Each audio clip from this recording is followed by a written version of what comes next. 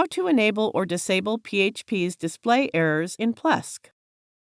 Sometimes we need to debug PHP. Hence, we need to enable display errors or disable them for security reasons.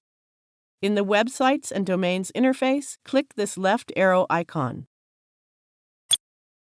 Select the PHP Selector option. Then click the Options menu.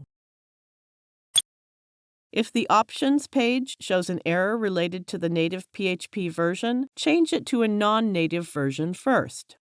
Display Errors is disabled. Let's enable it. That's it. Display Errors has been enabled.